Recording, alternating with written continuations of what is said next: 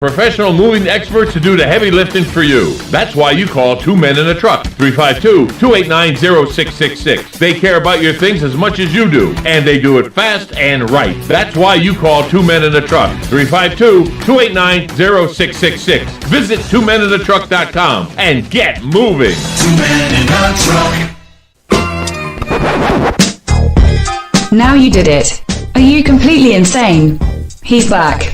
He, who must not be named, the man, the myth, the only guy in Ocala to eat his own weight in fried pickles. Twice. Now, you asked for it. Sorta. Live and in person. It's Tom Schmitz. Welcome back to Ocala Talks on a Tuesday morning. We're coming to you live from the Malaysia Studios of WOCA Radio, just off the runway at the Ocala International Airport, here in the great city, beautiful Ocala, Florida. Galen, you know, from Life South Road. Galen, I'm looking at blurb that just come by with birthdays, and you know, I ask you, am I getting old because games are becoming collectible? I see that Johnny Gilbert, the announcer for Jeopardy, is 93 today. Patrick Stewart, who played Picard on Star Trek, 81. Harrison Ford, 79. But here's the one that makes me feel real old. Cheech Marin, 75 years old. Nobody believes he would ever last that long. No! No! I mean, he was at the top of Maria Deadpool, you know? Oh. Nobody thought him or Tommy Chong, either one would live past 40. No chance. No chance, and here they are. Hey, Galen, the baseball draft is going on. One of the most useless endeavors to me in all of sports is the baseball draft. It's only 20 rounds now. It used to be 70-something rounds. I think the latest draftee that everybody knows is, I think Mike Piazza was taken somewhere in the round 60s, somewhere down there. The favorite of Tommy Lasorda ended up being a Hall of Famer. But yesterday during the draft, Judd Fabian. People don't know that name around here. He is a former Trinity Catholic and current UF outfielder. He was selected Monday afternoon. He's the 12th highest draft pick in Florida under Coach Kevin Sullivan. He got drafted in the second round, 40th overall. 40th overall by the Boston Red Sox. I mean, is he making the ball club within the next 3 years, you think? You mean the 40-man roster? Yeah, the 40-man roster within the next 3 years. Well, you know, I mean, it's to be honest, it's up to him. There's a chance. I mean, the Red Sox, the one thing they desperately need is a leadoff hitter and a guy who can play center field. In their farm system, they don't really have that guy. So, yeah, I mean, I think it's a really good fit for him. You know, spring training's not that far away, so yeah, it should be interesting. He had 9 home runs. No, that's the catcher that had to finish with team best batting average. Joining Fabian with the Red Sox, freshman catcher Nathan Hickey. He was drafted in the 5th round. He finished with team best batting average, RBIs, to go along with 40 runs scored, 15 doubles, and 9 homers. So here's a catcher for your Red Sox farm system as well. Yeah, which again, you always need catchers, because you can turn a catcher into a first baseman or a third baseman or even a second baseman. Center field. Depending on what his bat does. Center fielder. Craig Biggio, Dale Murphy. Both of them came up as catchers. Yeah, and neither one of them were. They were corner outfielders. They weren't center fielders. Dale Murphy played center field, pal, for the Atlanta Braves. Not very well. He won 2 MVPs, that's all I know. It was the worst. Yeah, okay, I got you. He was on the worst teams in the National League and still won the MVP. Fair enough. But the baseball draft in general, it's just there to fill farm systems. It's not, you can't really get excited at the major league level unless it's a pitcher, because pitchers can come along pretty quick. But fielders and outfielders and all, 2 or 3 years. Yeah, absolutely. Yeah, because the game of baseball is so much different. But again, I'm excited for him, and You know, I again, his brother and my son were on the same football team for a while, so I've met him. I know him. I know his father, baby construction, and yeah, I'm really happy for the family. It's a huge day. 10 rounds completed. UF and Texas Tech lead with the most players selected with 7 each. Each UF player chosen so far can still return to school if a contract with his drafting team is not agreed upon. And today they will conclude rounds 11 through 20. So, speaking of a Major League Baseball player that was drafted high and has done well, Pete Alonso with the New York Mets. He last night was in that made-for-TV. I like the old home run derbies that Shell did back in the day when it was a man versus a man. You know, I don't really care for what the All-Star game. I don't like the All-Star game anyway, so I didn't watch a bit of this last night, but I have a sneaky suspicion you watched it last night. It was fantastic. I think the new format where it's just a clock, they don't worry about outs. I think it was fantastic. It was a lot of fun to watch. It was a lot of fun to watch. Who won? Pete Alonso won. Wow! Was it even close? No. He was, I think everybody wanted to see, that phenom, the guy who can do everything, Otani. He didn't perform particularly well.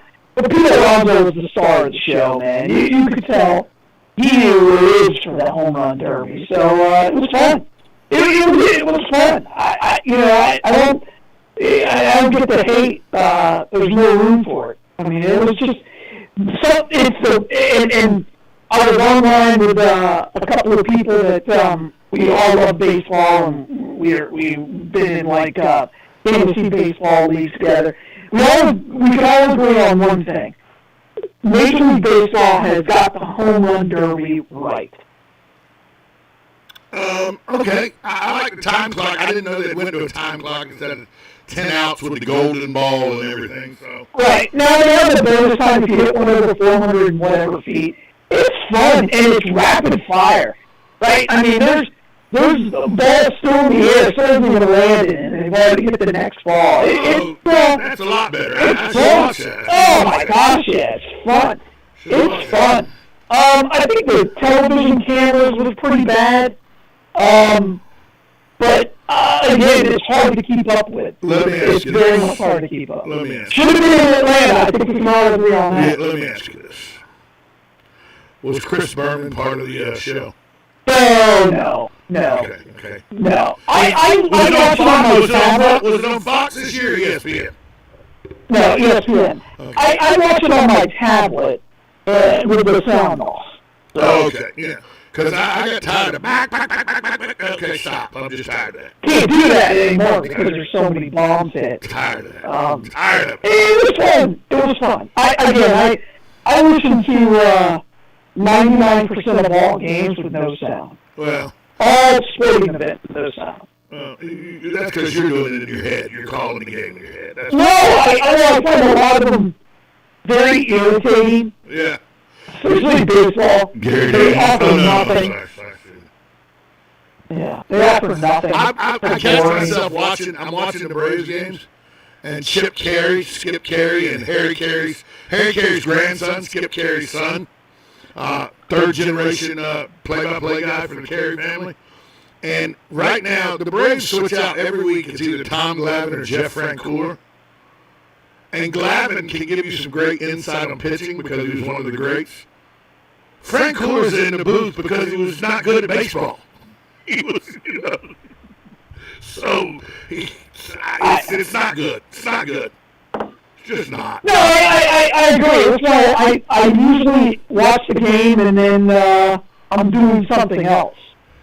So on my tablet, I can have it up in the corner while I'm reading a book. So the Games of the Sun put out a list, and the premise of this list is the debut as a Gator. Now, not technically their first game, but their real debut as a Gator. Like Emory Jones, even though he's played for Florida, he's been there 3 years, he's been waiting to become the starting quarterback. So this year when he walks out on the field, this will be his real debut as a starter for the University of Florida.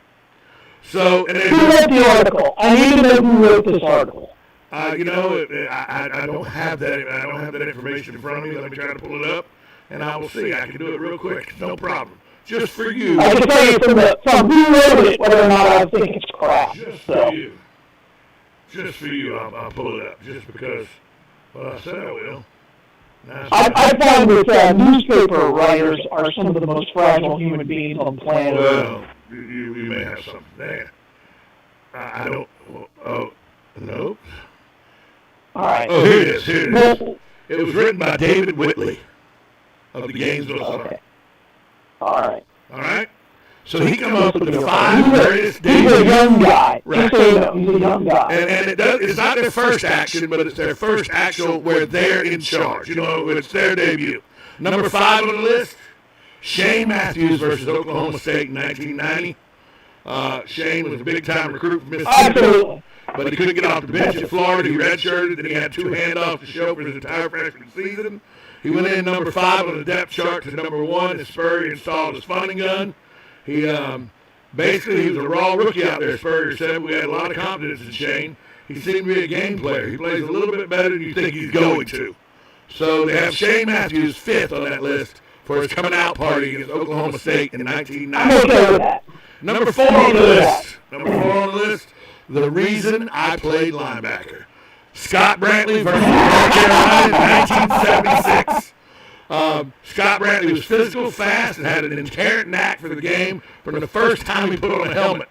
After leading Forest to 2 consecutive state titles, he shunned offers from just about every football power and went 40 miles up the road to Gainesville. He was a starter on day 1. And he had 7 tackles, but he didn't really capture his impact. He was a dick bucket like presence against the 18-ranked Tar Heels. Gators lost 24-21, but Scott Brantley really shined in that, showing that they had a foundation for the defense for years to come. As you all know, his senior year he got a concussion and missed his senior year. But Right. But that's kind of the thing with Scott Brantley's career in Florida. yeah. He was always great. That team was just terrible. No, it's not good. It's not good. But Scott Brantley versus North Carolina, his first start, which was the first game of the season, he's number 4 on the list. You would think as much as Charlie Paul cheated, he would have a better football team. Well, you would think. Number 3 on the list, the throwing Mahoe, Kerwin Bell versus Miami, 1984. That's it. Well, here's what they say. Okay. Here's what they say. I don't know, it's number 3. Well, here's what they say. Debuts are often judged on expectations, and the expectations for Bell's first game range from cautious to cover your eyes disastrous. He had shown up a year earlier as a nobody. He was an 8th Street walk-on. He redshirted, slowly worked his way up the depth chart. By the start of the season, he was number 2. But Dale Dormady was the guy. And then he blew his knee out in the final Monday practice before the opener against mighty Miami. Charlie Pell broke the news to Bell at dinner that night. Bell said, I was scared. I couldn't even eat. Gave my plate of food to someone else, went back to watch film and pray. Instead of disaster, he completed 15 of 30 passes, 159 yards, guided UF to the brink of victory. His 5-yard TD pass to Frankie Neal with 41 seconds left gave the Gators a 20-19 lead. But then the Bernie Kosar drove Miami 72 yards and 29 seconds for a score. Now, the play everybody remember is then Florida went back out. Kerwin throws a desperation pass that gets returned for 6. A pick 6 was the last throw in that game. So, Kerwin Bell, number 3 on the list. Now, number 2 on the list. The greatest player to ever come out of Live Oak. Mayo, pal. Mayo. I used to fly Oak. Number 2 on the list. Lafayette County. Yeah. Come on. Number 2 on the list, and I'm not old enough to, I was 3, so I'm not old enough to remember, but I know there was the Super Softs, and they really brought Florida prestige.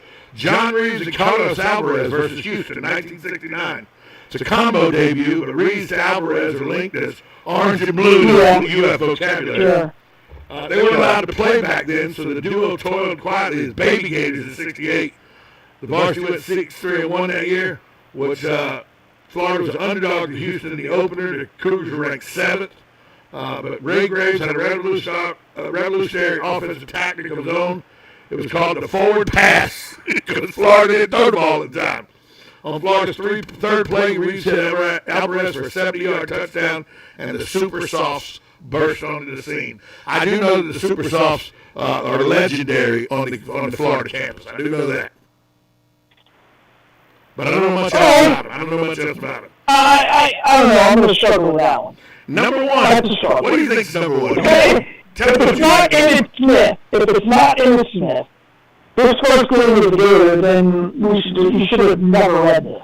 It would be an understatement to say big things were expected out of Emmitt Smith. He was the next Herschel, the moniker given to every would-be superstar in the 80s. Smith gained more than 8,000 yards, scored 106 touchdowns for Pensacola and Escambia, but he didn't wow Florida coaches right away. Then again, Vince Dooley initially feared Herschel Walker might just be a big, stiff running back when he got to Georgia.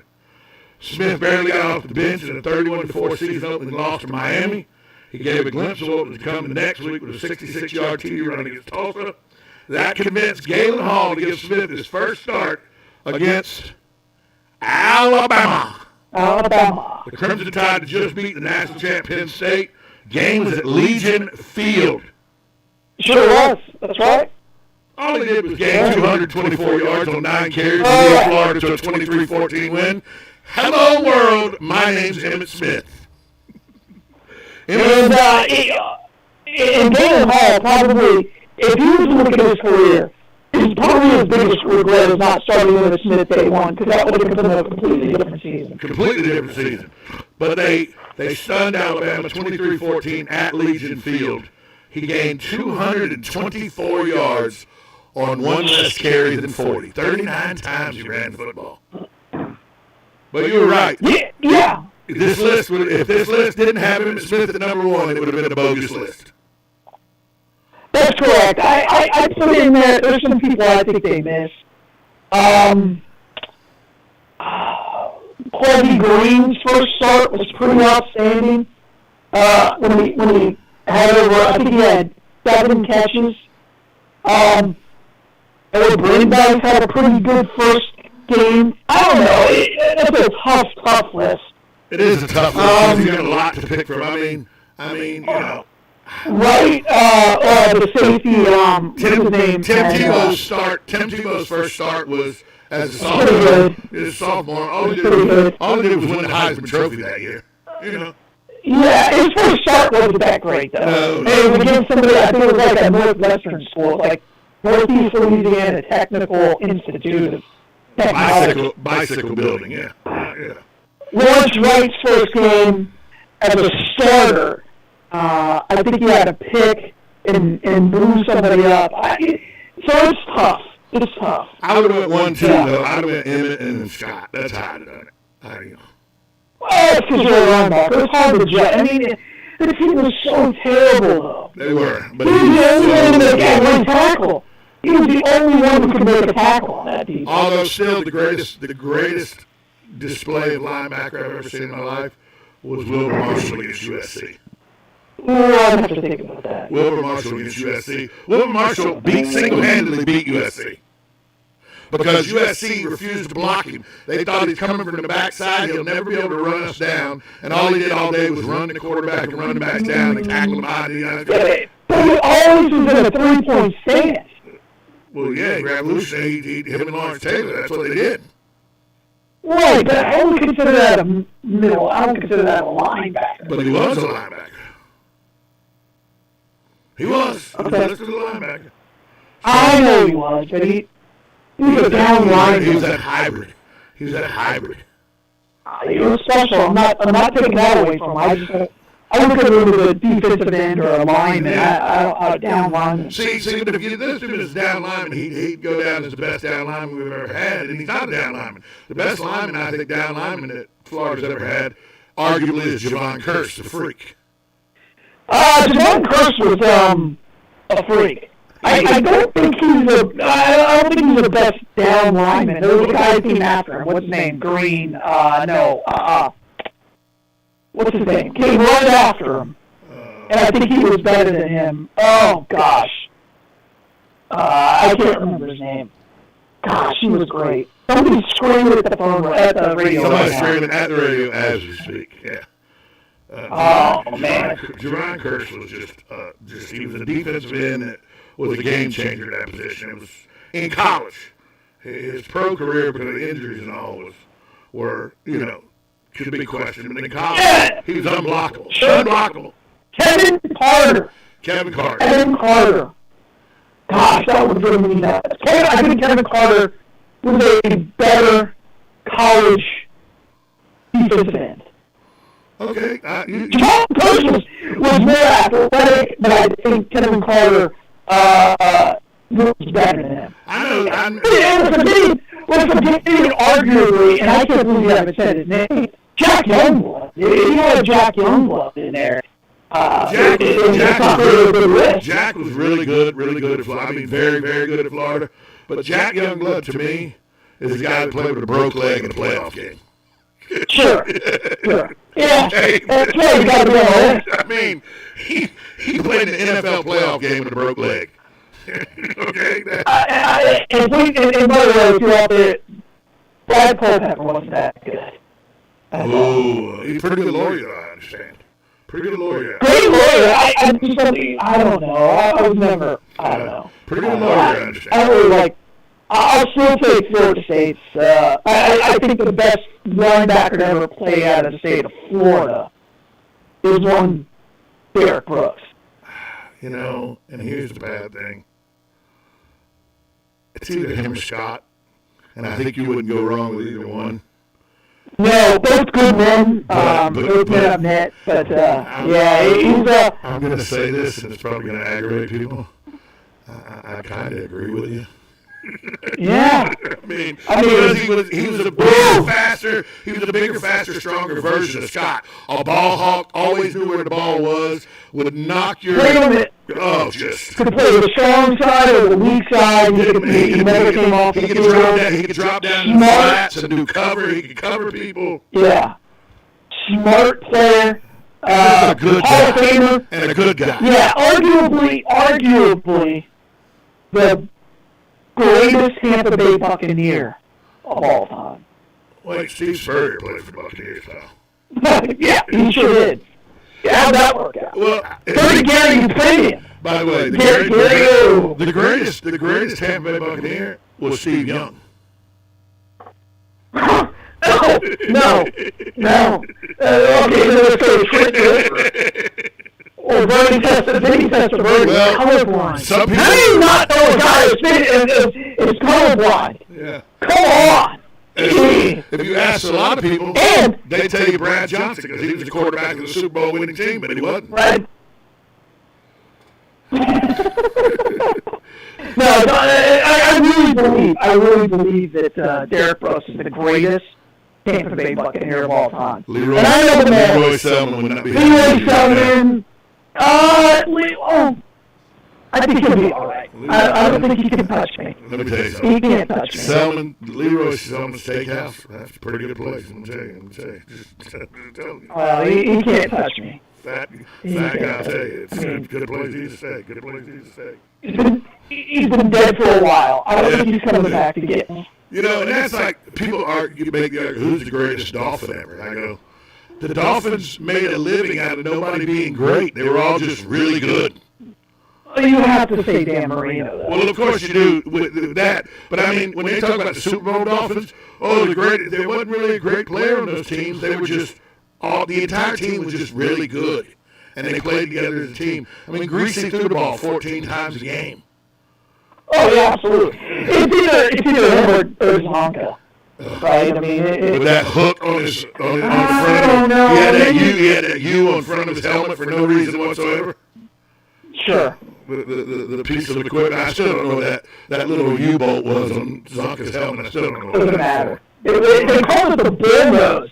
Yeah. It was the bull nose. I remember that. I remember when they signed the Memphis Bears or Black Bears or something in the WFL and caused all kind of problems. Paul Warfield, Jim Kick, and Larry Zonka signed with the WFL. Everybody went, okay, but they were at the end of their careers. They went for a money grab. Good for them.